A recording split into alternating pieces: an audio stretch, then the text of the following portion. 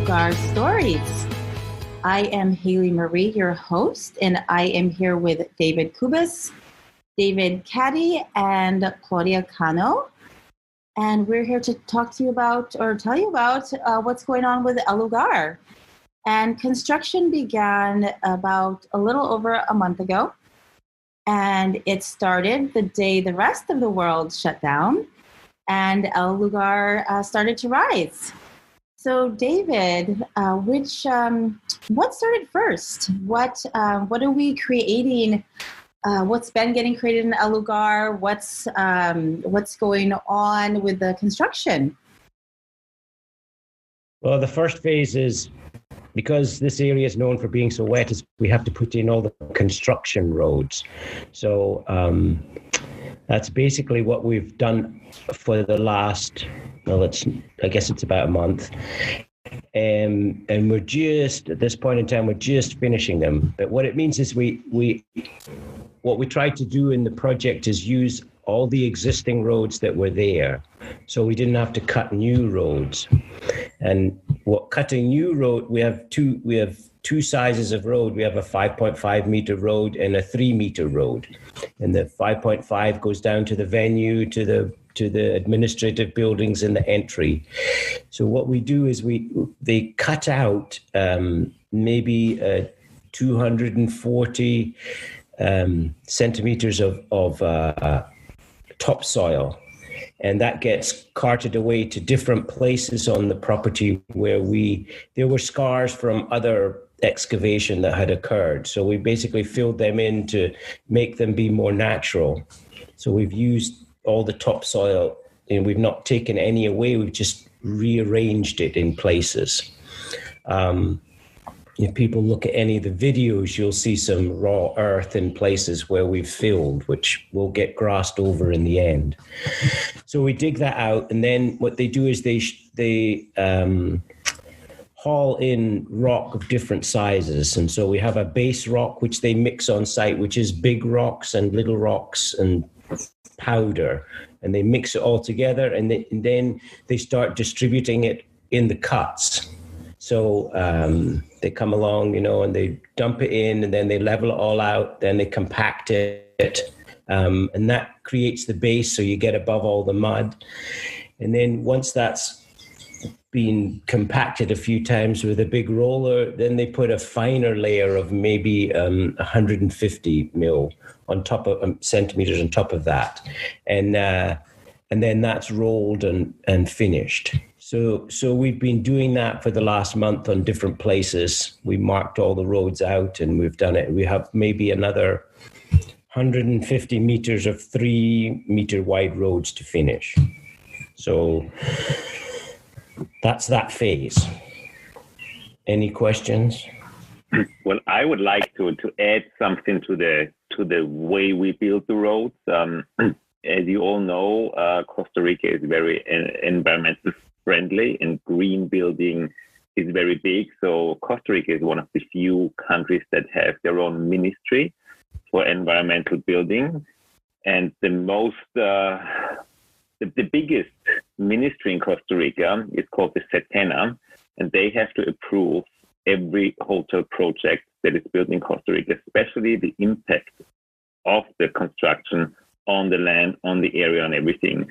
And one big concern of SETENA was that because it's a very rainy area, when we build all these roads, we are sealing the land, and then the water cannot filter through the concrete, and then it creates all these little rivers, and it creates so much water in heavy rain that we have to actually come up with a whole piping system underneath the property to actually get the water into the river. We have a commitment. We have a commitment of not stealing the land. So can you talk about that, David? What are we doing? What are we doing in the Lugar? So what we're doing is it's not going to be this pristine road. It's more of a farm road. They call it lastre here. So it allows all the water to percolate through the road or go to the sides. So we don't have this, it's almost like a Gore-Tex. It allows the earth to breathe.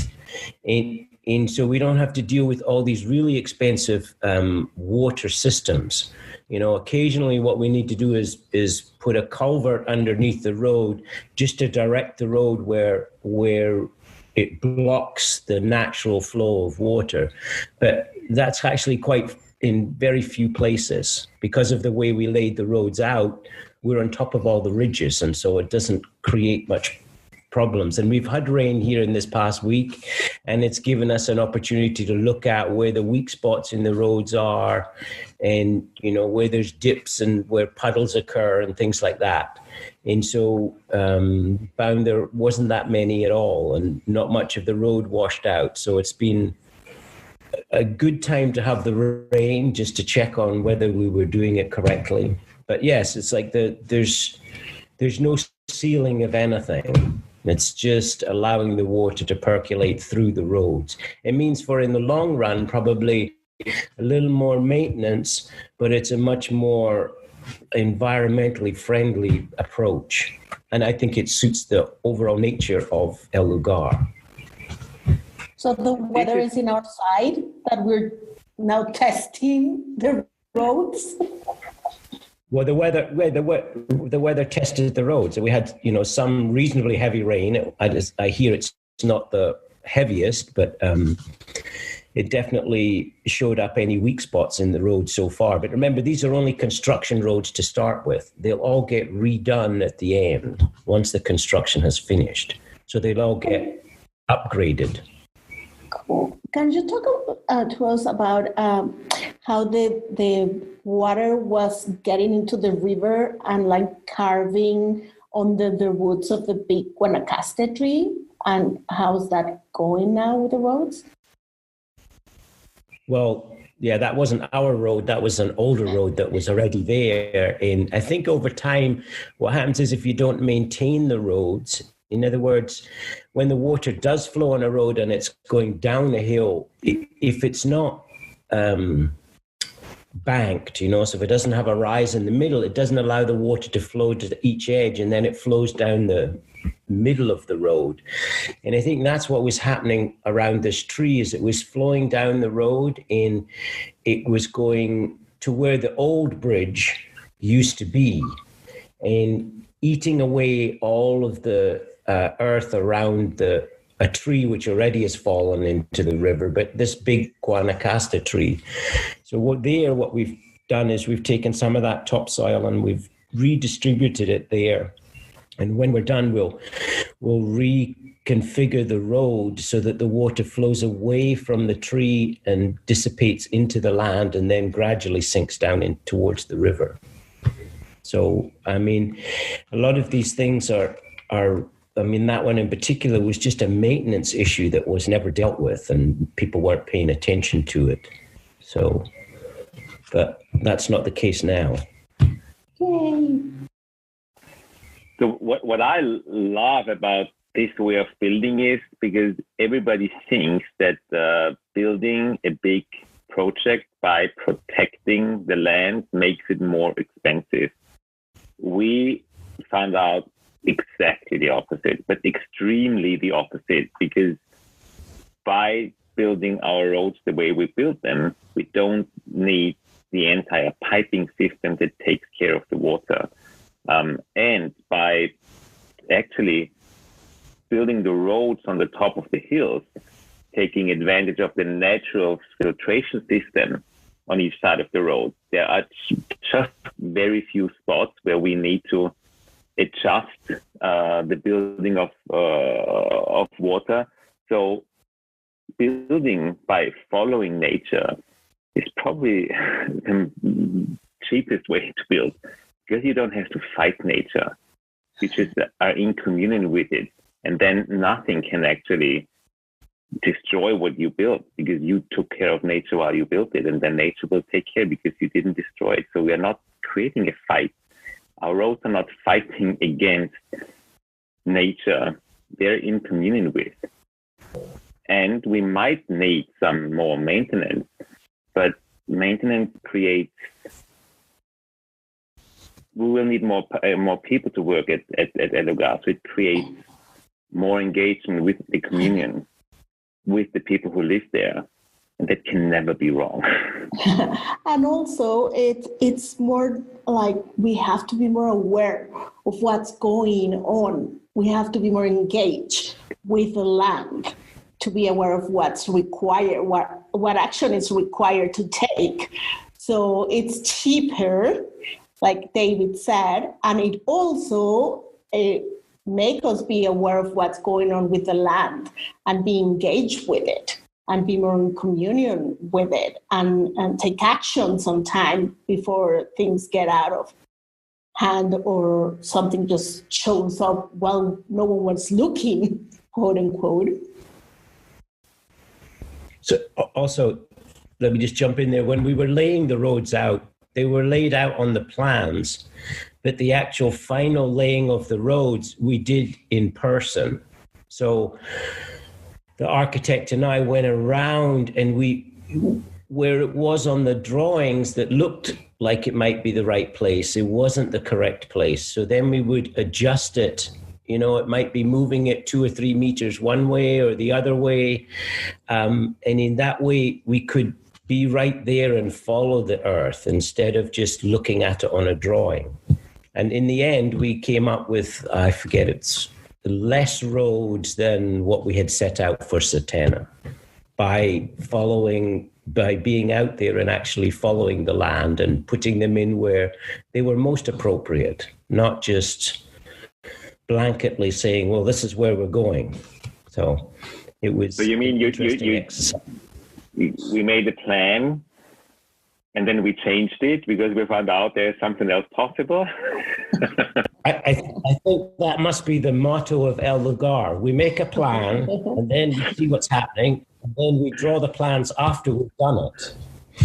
So it's always changing all the time. I mean, and the consequence of that is that it may not flow as fast as I would like, but it flows more.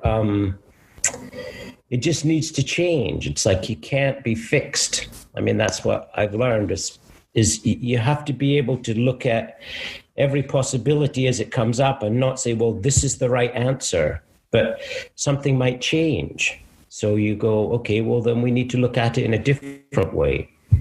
So it's a constant changing, questioning. There's never just one answer. I mean, I give you an example of how everything's connected.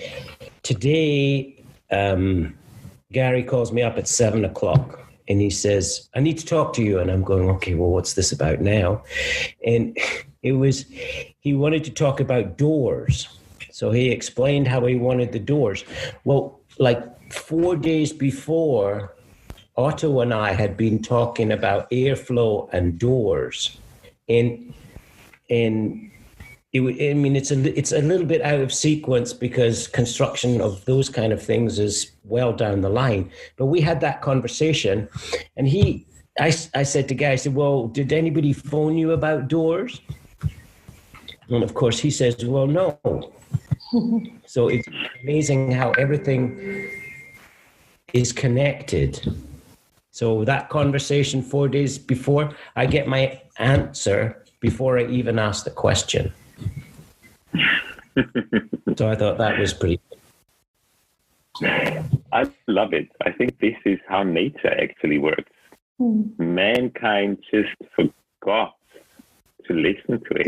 And I'm so grateful, David, that we have you on site, listening to the whispers of nature and consciousness while we are going there. And I'm so grateful that you are just changing the roads and the houses as nature requires and not as we have planned. And I remember there was this discussion because we do have investors at Lugar. Investors can actually buy a share of the company and then choose a house where they can stay for a month. And there were concerns. Well, can we just, these are investors' houses, can we just move them? And I love what we came up with, we said, it's not us moving them, we are putting them where the land wants them. Because it's a truth. This is what's happening now, and this is why I'm so grateful for this. We have 67 investors, and they go, sure, we want that to be, we have this commitment. They don't want what they paid for exactly the way they signed up. They allow us to have that space. And this is what I love about this project. It's not only the people we pay, no, it's even the ones who are co-creating this with us. It's the commitment to, okay, let's go, let's do the construction by being in question and following what nature tells us, listening to nature, listening to the land, listening to the trees, to the hills. And I know that every single house will be special because it will be where the land wants it to be, not where someone in an office has decided to put it. And that's the amazing part of all this project, that all of it's a co-creation between nature and everyone involved in it. Everyone. And that's the beauty of it, because it is a gifting and receiving. It's not just an investment, it's this being part of that and learning from it and seeing how nature takes action. And I think it's a beautiful co-creation. Creationship with a Lugar. Special form of relationship. Relationships sound different. Try nature. The partner doesn't work. So David, what will be next? The big roads are almost done, you said. What will be next? Well, then we have some details to do about some culverts that need to go in, channels underneath the roads. And then we have this dam area that needs to get redone. It was there originally. It's we're just bringing it up to standard is all. And then we will probably start on some of the 1.5 meter kind of golf cart trails that go to the houses and on the flat areas on the first neighborhood, which we'll start on. So that will be the next phase, is to do those. And while we're waiting for all the piping layout, basically, for all the infrastructure. And things are changing all the time. It's like I asked a question about water. Well, where are we getting the water? Oh, we're getting it from the local water authority. Well, we find there's 2 water authorities and we're split in the middle. And so there's 2 different sources of water. And on the property, there's water that goes to Puerto Vallarta. And it comes right across the property. Well, we talked to Juan, who's the local gardener here, who looks after the land, and he said, "Oh, there's access to that water here." So we're exploring that, as well as having water come in from the front main road. So it's like everything is always changing. It's like, so I don't even know where the water will enter into the property at this moment. But it's like there's way more possibilities than there were when I first arrived. So, but I don't know what it's going to look like, except that we will have water, plenty of it. So that's exciting. That gives us a topic for the next podcast. So where does the water come from? Maybe I'll know whether or not I don't know. We'll find out. Thank you, David. I actually am very grateful that you allow us to be part of also the unknown, starting a project, not knowing where the water will come from. In this strategy, they would go, "Oh my God, how can you do that? Where is the guarantee? Where's the security?" And then Lugar just goes, "It's not a question of if, it's just a question of when and where." So that is our security, that we just know. special form of guarantee. So I'm personally very excited to find out where the water will finally come from and what miracles Lugar will create to make it happen. Because having two municipalities being contributing to us. Let's see. Let's see what we can create during the next week, and where will the water come from. But that's part of the amazingness of having the back of Lugar, having nature's back, that Lugar has our back too. So we trust each other completely. Yes, that's our guarantee. Exactly. Our trust. And we already started planting the plants near the roads. It's like as soon as they finish the first ones, we start planting. So we'll see how much the plants grow in our next podcast. David will tell us. Water and plants. It's exciting. Yeah. More rain? Well, just for the plants at this point. It would be nice to have a little rain at night, so that would be... Yes, we can give you some of ours from over here. We're getting rain nonstop. Just shift some over there.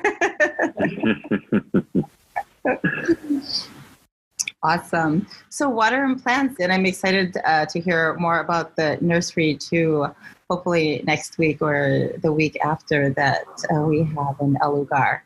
There's so many amazing things that are going on. There's so many amazing plants and animals on the property, as well as everything that's going on with the construction and the amazing people that are there working on the project. So I'm super excited that we're going to be bringing you guys all of this information, all of these stories coming up. So stay tuned for our next podcast, and we'll see you then.